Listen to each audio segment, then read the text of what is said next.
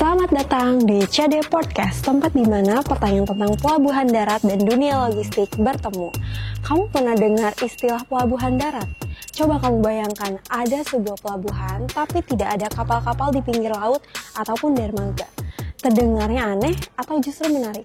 Nah, di episode kali ini kita akan bahas tuntas mengenai apa itu pelabuhan darat atau dry port. Kenapa eksistensinya semakin penting di dunia logistik modern. Jadi, siap-siap untuk eksplorasi bareng bersama saya Amel, karena pelabuhan nggak harus ada di laut. Teman-teman, kira-kira apakah kalian tahu apa itu dry port atau pelabuhan darat? Indonesia ternyata memiliki dry port, yaitu Cikarang Dry Port. Cikarang Dry Port merupakan salah satu pionir pelabuhan darat yang ada di Indonesia, yang letaknya berada di kawasan industri terbesar di Pulau Jawa. Nah, teman-teman juga tahu nggak kalau misalnya Cikarang Dry Port ini langsung terhubung dengan pelabuhan udara dan juga pelabuhan laut. Luasnya pun nggak main-main loh, hampir 200 hektar. Mungkin teman-teman bertanya-tanya juga, apakah fungsi utamanya sama dengan pelabuhan laut? Tentu saja sama. Pelabuhan darat ini memiliki fungsi utama untuk kegiatan ekspor-impor dan juga kegiatan logistik lainnya. Perbedaannya hanya di posisinya saja. Pelabuhan darat ini berada di tengah-tengah kawasan industri yang strategis. Dan justru ini menjadi nilai utamanya, karena bisa lebih mengefisiensikan kegiatan logistik. Sekarang, coba teman-teman bayangkan, jika teman-teman memiliki pabrik atau gudang di wilayah industri Cikarang atau di wilayah timur. Kalian bisa langsung melakukan kegiatan ekspor-impor atau kegiatan logistik lainnya tanpa harus macet-macetan. Hemat waktu? Iya. Hemat biaya? Apalagi? Di episode kali ini, kita akan kupas lebih dalam mengenai fasilitas dan layanan yang ada di Cikarang Dry Port, bagaimana mekanisme logistiknya, dan apa saja keuntungan bagi kamu yang menggunakan layanan dan fasilitas yang ada di Cikarang Dry Port. Buat teman-teman yang penasaran bagaimana pelabuhan bisa ada di darat, kalian bisa tonton dan dengerin terus podcast kali ini, karena kita akan ngobrol langsung bersama narasumber ahli yang terjun di dunia logistik secara langsung. Stay tune!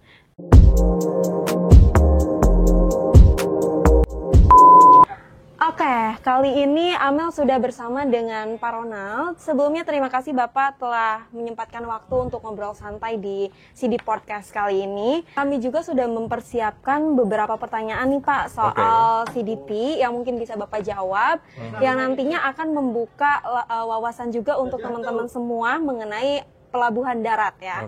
Oke, mungkin buat Pak Ronald bisa memperkenalkan diri terlebih dahulu, karena kan tak kenal maka tak sayang ya Pak. Oke. Baik, terima kasih. Nama saya Ronald Nugroho, biasa dipanggil Ronald. Saya in charge di komersial, jadi ada General Manager untuk komersial di terminal bisnis. Tanggung jawab saya adalah untuk memastikan baik ekspor, impor, full container LCL itu berjalan lancar di Cikarang Dry Port. Oke, mungkin kita langsung aja ya Pak ke sesi podcast dengan Cikarang Dry Port. Oke, yang kita sudah tahu Pak, pelabuhan CDP itu merupakan pelabuhan darat. Tapi di banyak bayangan orang-orang, pelabuhan itu masih identik dengan kapal-kapal yang ada di pinggir laut Pak.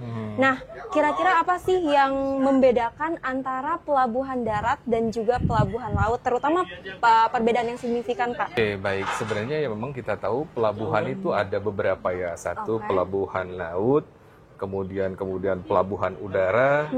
Nah, ketiga ada pelabuhan darat. Nah, kita adalah salah satu pelabuhan darat pertama yang ada di Indonesia. Lokasi kita ada di Cikarang. Nah, tadi kalau ditanyakan perbedaannya apa sih pelabuhan laut dan pelabuhan darat? Kalau pelabuhan laut itu kan identik dengan tempat bersandarnya kapal. Jadi kapal itu bersandar dan bongkar dan muatnya itu di pelabuhan laut. Nah, sedangkan kalau pelabuhan darat itu adalah perpanjangan daripada pelabuhan laut. Jadi fungsinya masing-masing berbeda. Kalau pelabuhan laut tadi sebagai pintu gerbang keluar masuk internasional, sedangkan untuk pelabuhan darat itu sebagai tempat untuk perpanjangannya sampai ke wilayah dekat area industri seperti itu. Jadi berarti di pelabuhan darat ini lebih langsung ngedirect ke customer ya Pak? Ya, mendekati lokasi. Dan memang bedanya kalau di pelabuhan laut kan memang lokasinya berada di pesisir laut. Kalau darat ya areanya di hinterland atau di mendekati area industri. Wah, menarik banget Pak membahas soal pelabuhan darat ini. Kalau boleh tahu nih Pak, apa sih pertimbangan atau alasan utama yang mendasari pada akhirnya terbentuk suatu pelabuhan darat yang terletak di tengah kawasan industri seperti Cikarang ini? Oke, baik. Memang sebenarnya kalau kita bicara pelabuhan darat itu tujuannya adalah menegakkan di area industri. Kenapa seperti itu? Dengan harapan itu bahwa konsentrasi pelabuhannya tidak hanya terfokus pada di pelabuhan laut. Sehingga kalau beban utamanya bisa didistribusikan ke beberapa area seperti kita pelabuhan darat, terus kemudian ada tempat penimbunan lainnya, harapannya bebannya bisa turun dan efisiensi bisa didapat dengan menggunakan pelabuhan darat yang mendekati area industri. Nah, itulah yang sebenarnya diharapkan oleh industri supaya baik sisi cost dan waktu itu mereka bisa dapatkan manfaat atau benefit dengan menggunakan dry port seperti itu. Jadi lebih ke untuk mengefisiensikan bagi para mereka yang menggunakan jasa dan layanan dari CDP ini ya Pak. Betul sekali. Kalau boleh tahu juga nih Pak, CDP itu mulai beroperasi sejak tahun berapa ya Pak? CDP sebenarnya mulai beroperasi tahun 2010. Jadi saat itu ada metode pemindahannya adalah menggunakan BC12. Di BC12 itu kalau di dalam istilah bea cukai namanya angkut lanjut. Jadi skemanya bisa dengan BC12 atau BC11 namanya angkut terus. Cuman regulasi tersebut yang BC12 mulai berhenti tahun 2015 dan yang kita gunakan sampai sekarang adalah BC11 atau angkut terus. Nah, itulah yang sampai sekarang berjalan dengan BC11 tersebut.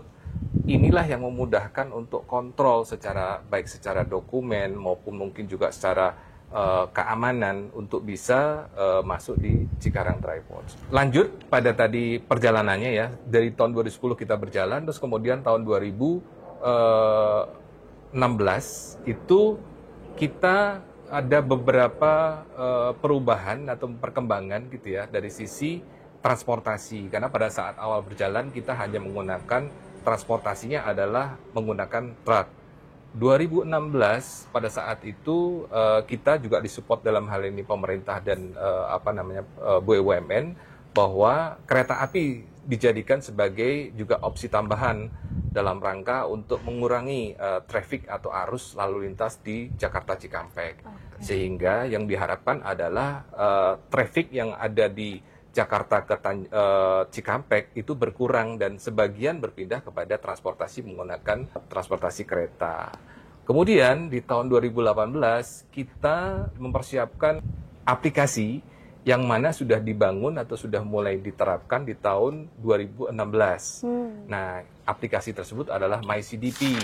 Nah, MyCDP sendiri ketika disiapkan sudah mulai dibangun dalam rangka juga kita mengikuti digitalisasi proses, nah atau terkait dengan Internet of Things, sehingga pada saat 2018 implementasi itu kita juga sekalian terintegrasi dengan sistem bea cukai, di mana salah satunya adalah pada saat itu penerapan misalkan AutoGate juga kita mulai berjalan, terus kemudian aplikasi itu tersebut juga terintegrasi untuk pembayaran dan bahkan elektronik DO atau EDO pun sudah mulai diterapkan. Nah, inilah yang mempermudah buat customer yang menggunakan Cikarang Dry Port. MyCDP itulah yang menjadi solusi untuk customer melakukan proses pembayaran di Cikarang. Jadi mereka tidak perlu datang ke Cikarang dan hanya menggunakan MyCDP Apps tadi untuk menyelesaikan segala proses administratif di Cikarang. Jadi intinya MyCDP itu memudahkan customer juga ya Pak untuk melakukan pembayaran dan segala kegiatan atau proses mereka dalam menggunakan jasa dan layanan di CDP. Termasuk proses booking tracking, cargo tracking, dan bahkan untuk aplikasi informasi yang dibutuhkan lain pembayaran estimasi untuk beberapa hari ke depan juga sudah disiapkan. Jadi semua sudah ada di MyCDP Apps tersebut. Oke. Menarik banget ya Pak berbicara soal awal mula CDP. Mungkin kita akan lanjut membahas soal fasilitas dan layanan yang ada di CDP Pak.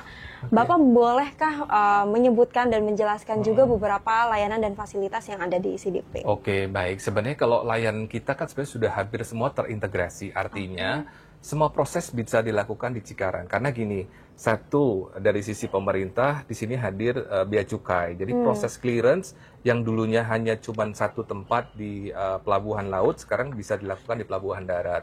Karena di sini sudah ada KPPBC Cikarang. Jadi KPPBC Cikarang ini melayani proses ekspor impor di Cikarang Dry Port dan juga kawasan berikat yang ada di Cikarang Dry Port, wilayah Cikarang. Kemudian kedua, sudah hadir juga badan karantina. Jadi badan karantina ini juga khusus melayani customer yang ada di Cikarang, wilayah Cikarang dan sekitarnya. Jadi dua support dari pemerintah ini juga termasuk layanan lah gitu yang disupport oleh pemerintah. Fasilitas yang ada juga di kita seperti ada area pergudangan.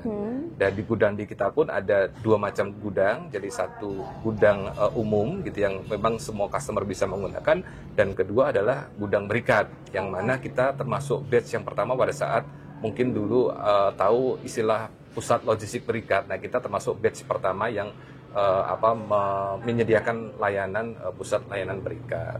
Nah, kelima, kita ada namanya empty depot. Nah, empty depot ini bagi customer yang area delivery-nya di Cikarang dan sekitarnya gitu ya, mereka tidak perlu lagi mengembalikan empty itu ke Jakarta, tetapi ada opsi mengembalikan di Cikarang. Jadi itu juga salah satu benefit buat sisi customer, secara cost-nya juga bisa ditekan, jadi akan lebih efisien menggunakan di Cikarang.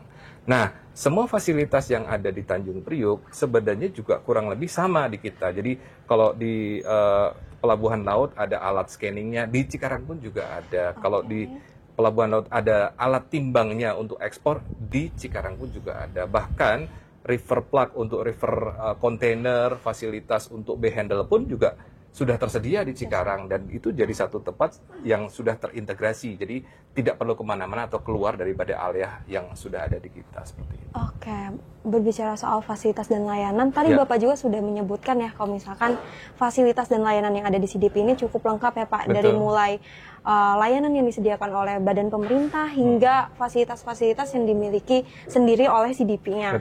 Nah, dari sekian banyak fasilitas dan layanan tersebut, bagaimana sih Pak cara CDP untuk memastikan jika proses logistiknya itu tetap berjalan lancar kepada para penggunanya?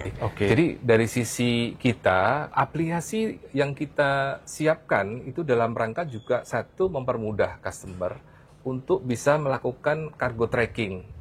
Jadi ini juga sangat membantu buat sisi customer yang menggunakan layanan di CDP akan dengan mudahnya untuk memastikan satu dari sisi planning mereka ketika kontainer sudah masuk di CDP, kapan mereka akan melakukan pengeluaran. Kedua, bisa melakukan pembayaran.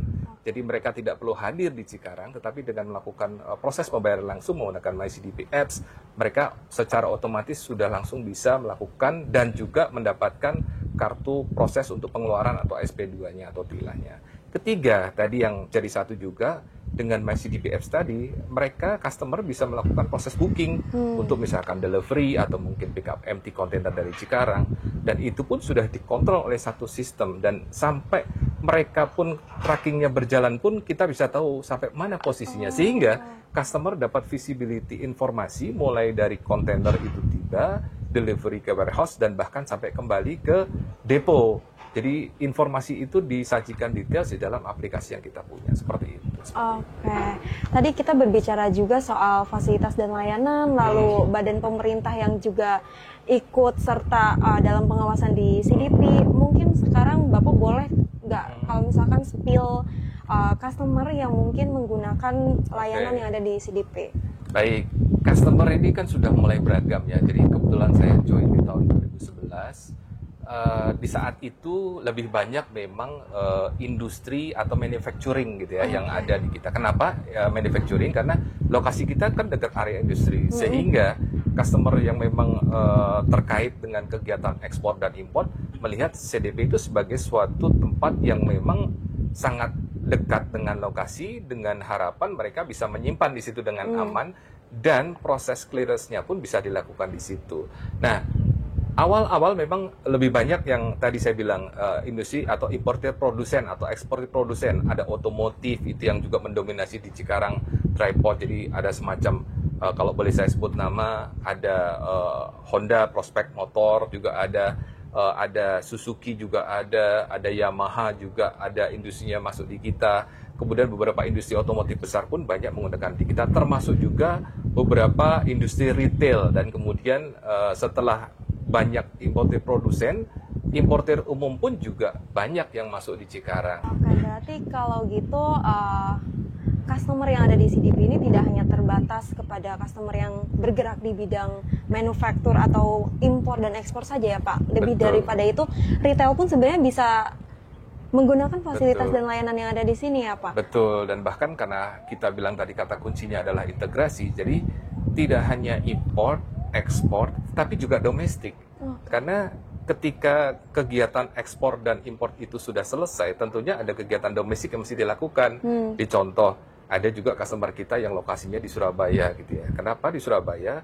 Karena mungkin port shippingnya itu lebih banyak schedule-nya untuk ke Jakarta, atau mungkin areanya masuknya ke wilayah Jakarta. Sehingga pada saat mereka sudah proses clearance, contoh di Cikarang, mereka minta untuk delivery-nya sampai ke Surabaya, dan itu pun kita gunakan fasilitas domestik transportasi kita untuk mendeliver sampai door di Surabaya. Jadi biasanya kalau misalkan pengiriman ke Surabaya seperti itu menggunakan transportasi kereta atau lebih ke trucking gitu Pak? Oke, baik. Jadi ada beberapa opsi. Satu, dengan menggunakan kereta api, karena memang keretanya juga setiap hari kita ada layanan kereta domestik di Cikarang.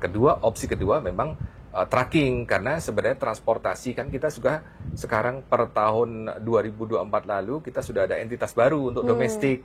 Nah, entitas baru ini namanya Cikarang Gerbang Solusi, yang mana fungsi dan perannya adalah mendeliver kargo domestik setelah proses impor tadi contoh selesai, atau mungkin kalau ekspor ya untuk proses domestiknya sebelum mereka masuk kegiatan ke terminal kita. Mungkin sekarang terkait dengan pengiriman barang dari pelabuhan nih Pak, bagaimana sih proses pengiriman barang yang dilakukan dari pelabuhan ke CDP? Jadi kita juga sudah terintegrasi juga tidak hanya dengan port operator, tapi juga dengan shipping line. Dari data yang kita dapat, kita siapkan moda transportasinya. Jadi kita ada 2 moda transportasi, satu menggunakan truk, satu menggunakan kereta api, untuk memindahkan dari Tanjung Priok sampai ke Cikarang Dry Port dengan ukuran waktu yang sudah kita sampaikan kepada pelayaran maupun pelanggan yang menggunakan Cikarang Dry Port. Oke. Tadi kan Bapak bilang kalau misalkan itu 2 transportasi yang digunakan ini harus tanya ke pelayaran dulu. Nah, data dari pelayaran itu apakah customer yang memilih atau pelayaran sendiri yang menentukan? Itu sebenarnya kembali ke kita sebagai pelabuhan yang mengatur. Karena ketika kita sudah tahu planning kapan kapal itu tiba dan lokasinya di mana, karena di Tanjung Priok itu kan ada 5 terminal ya. Karena kereta kita kan lokasinya ada di GICT dan Koja, sehingga prioritas kita utama adalah kapal-kapal yang bongkar di wilayah tersebut. Prioritas kapalnya itu diserahkan ke kami atau ke kita, ke CDP, untuk mengatur apakah ini menggunakan kereta api ataupun menggunakan trucking. Jadi yang memang kapalnya tiba mendekati waktu berangkatnya kereta api, pasti akan diprioritaskan menggunakan kereta api.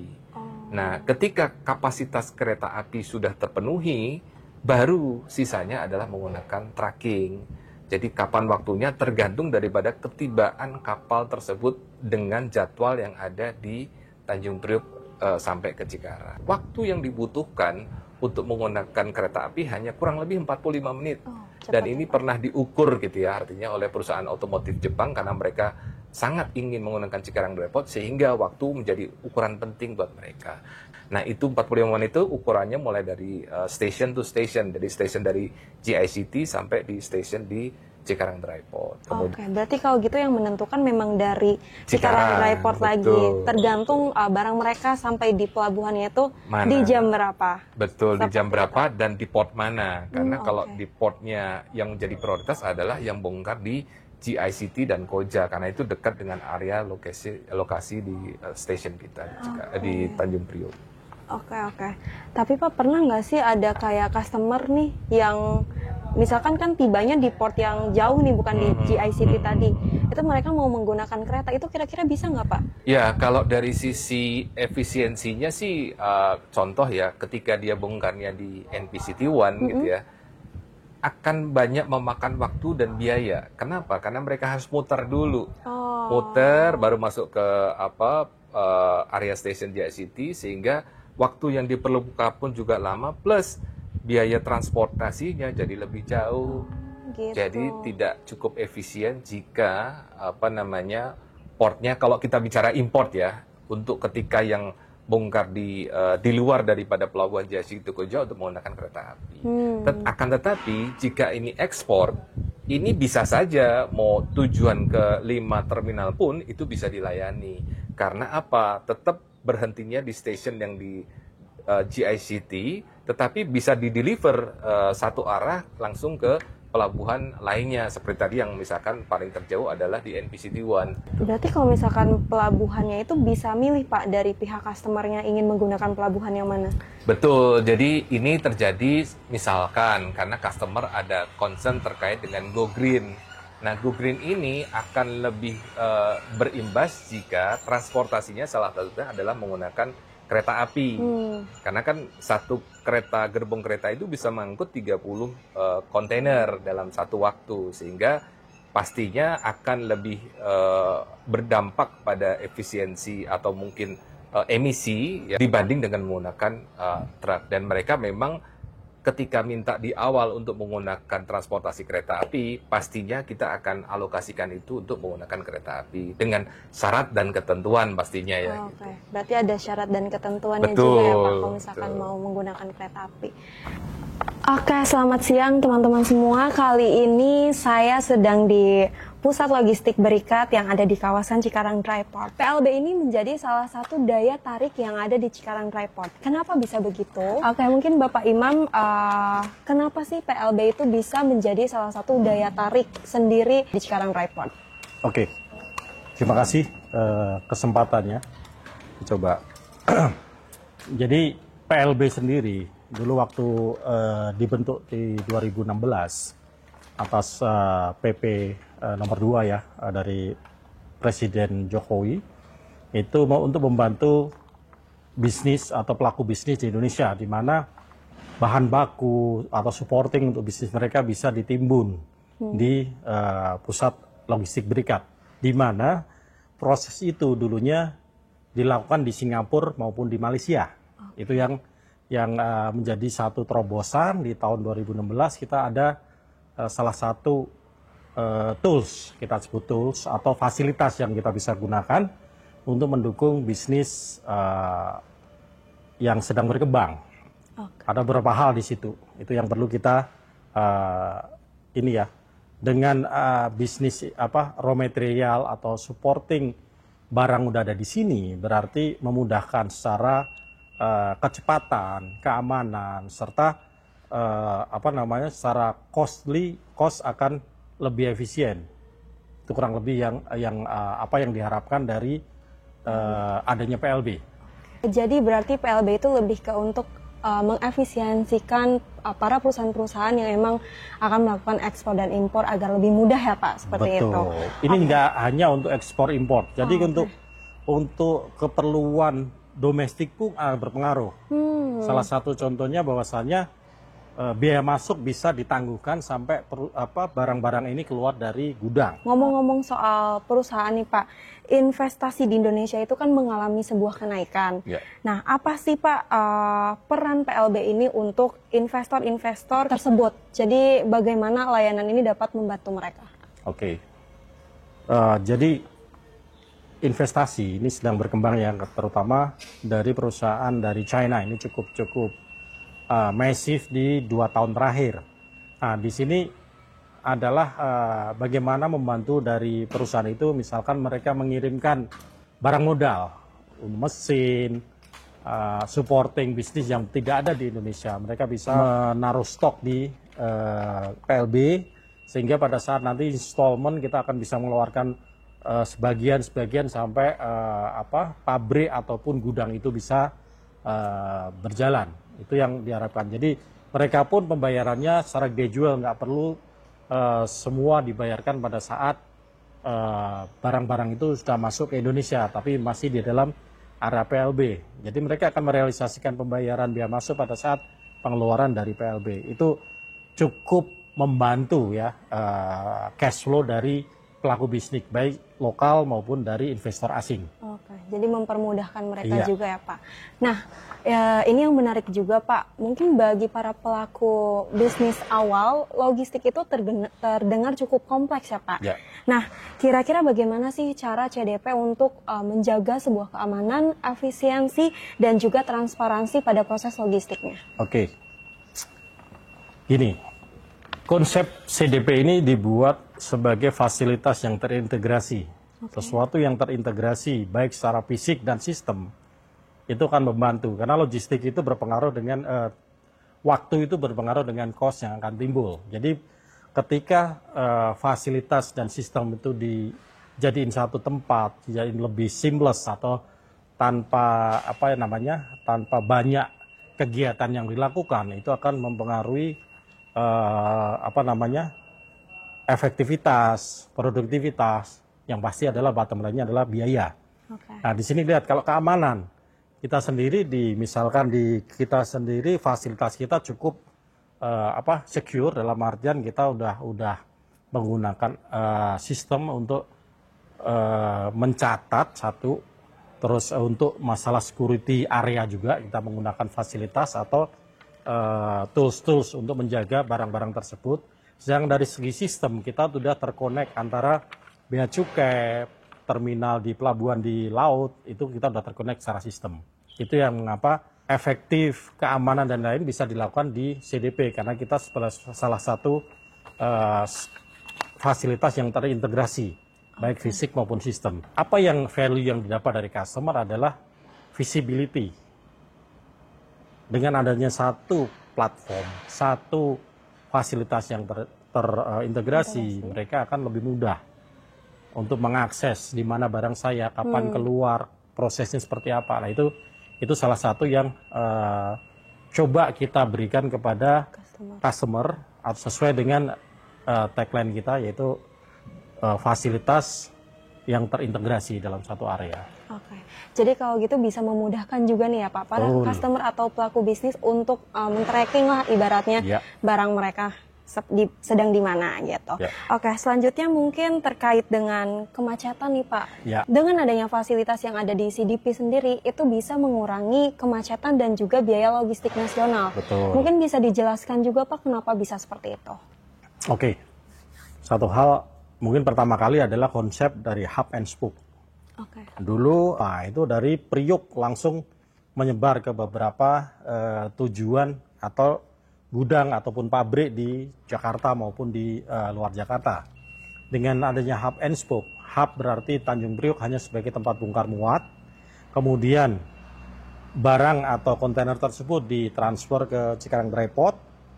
Setelah itu dilakukan proses custom clearance di Cikarang Dry Port, di mana semua proses bisa dilakukan di sini.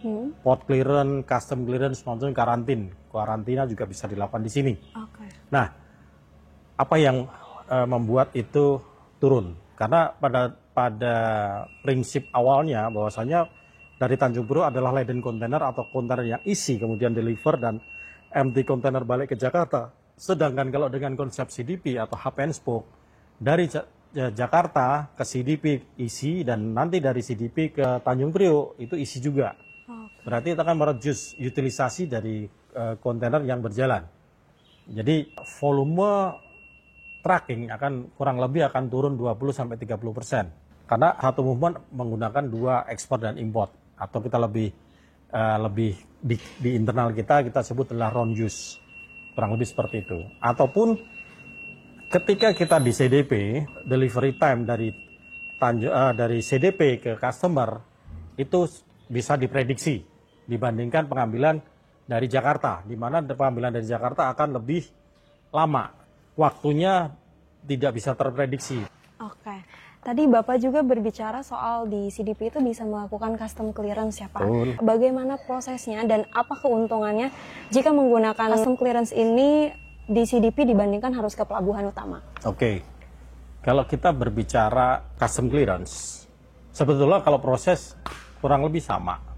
Cuma dengan adanya fasilitas atau sistem yang kita bangun bersama dengan Bea Cukai, itu lebih memudahkan. Bahwasanya proses behandle atau proses inspeksi dari Bea Cukai itu kita bisa memonitor melalui sistem yang telah kita set up di terminal CDP.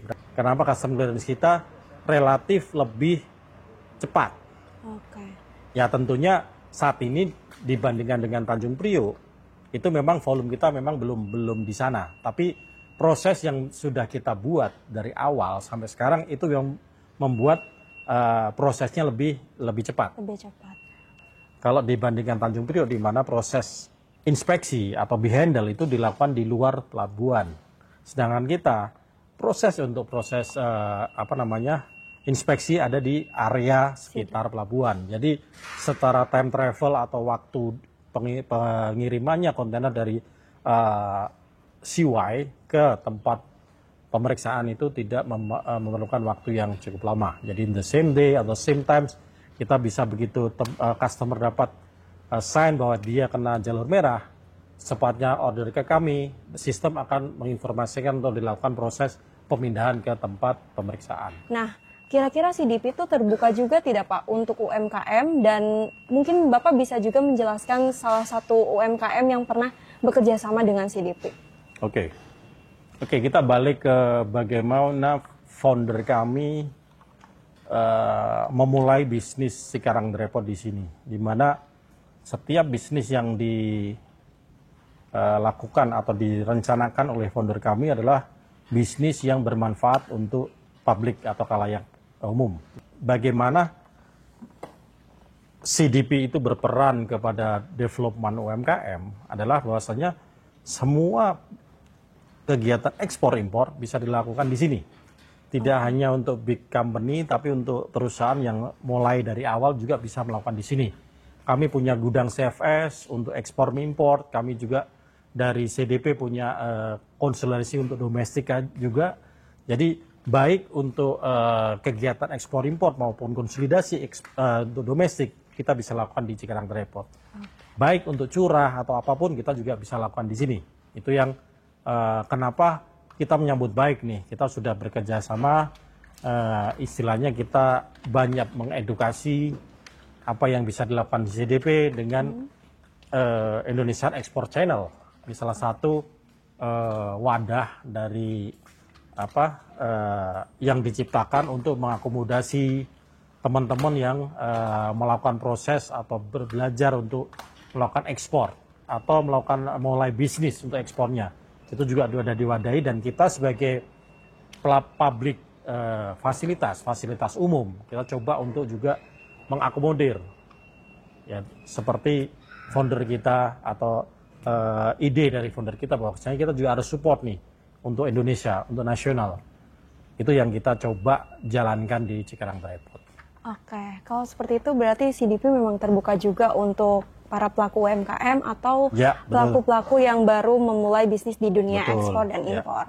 Mungkin Bapak juga boleh nih memberikan tips atau ada sarankah untuk para pelaku bisnis di luar sana yang baru ingin memulai ekspor impor ataupun UMKM di luar sana? Oke. Sebetulnya ini juga untuk kami sendiri, istilahnya kita refresh. Kita tuh konsisten, dalam artian CDP konsisten. Dari satu kontainer sekarang udah mungkin ribuan kontainer per bulan. Jadi itu yang sama seperti teman-teman di UMKM. Akan mulai mungkin ekspor 1 kilo, 2 kilo sampai nanti akhirnya sampai 1 kontainer. Intinya konsistensi dalam suatu bisnis akan membuahkan hasil suatu saat nanti. Itu yang kami believe juga bahwasanya ketika kami mulai bisnis ini baik untuk community, kita akan lanjutkan dan kita konsisten improve atau memperbaiki proses yang berjalan dari awal sampai sekarang. Kita sudah hampir 15 tahun bergerak untuk menjalankan nih suatu fasilitas baru, mungkin saat ini satu-satunya di Indonesia dengan konsep terintegrasi baik physically maupun secara sistem. Itu yang kita canangkan dari awal atau kita set up dari awal, sehingga kita terus berkembang, dan kita harapkan juga tools-tools lain akan kita tambahkan. Sehingga pelaku bisnis lah secara umum akan mendapatkan benefit atau value menggunakan Cikarang Dry Port sebagai fasilitas pendukung untuk kegiatan bisnis mereka. Oke, berarti itu teman-teman semua yang baru ingin membuat ekspor impor, kuncinya itu hanya satu, konsisten dan juga terus improve setiap harinya. Seperti itu ya Bapak? Ya, kurang Karena lebih. CDP pun seperti itu ya Pak ya, dari awal sampai sekarang itu terus konsisten dan juga improvement setiap harinya. Sebelumnya terima kasih kepada Pak Imam telah sama-sama. memberikan kesempatan kali ini untuk berbincang santai mengenai CDP dan fasilitas-fasilitas yang ada. Mungkin itu saja teman-teman dari kami, Cikarang Dry Port. Mungkin Pak Imam ingin memberikan sepatah dua patah kata penutup untuk teman-teman semua. Oke, seperti tadi saya sampaikan, ketika kita mempunyai sesuatu tujuan atau target tertentu, pastikan konsisten dan selalu improve. Itu yang selalu kita canangkan di Cikarang Dry Port. Terima kasih waktunya. Terima kasih waktunya Pak Imam, terima kasih teman-teman semua. Semoga insight dari kami dapat membuka mata kalian soal pelabuhan darat atau soal Cikarang Dry Port. Jangan lupa untuk follow Instagram kami di Cikarang Dry Port atau kunjungi website kami di www.cikarangdryport untuk informasi lebih lanjut mengenai fasilitas dan layanan yang ada. Terima kasih, sampai jumpa.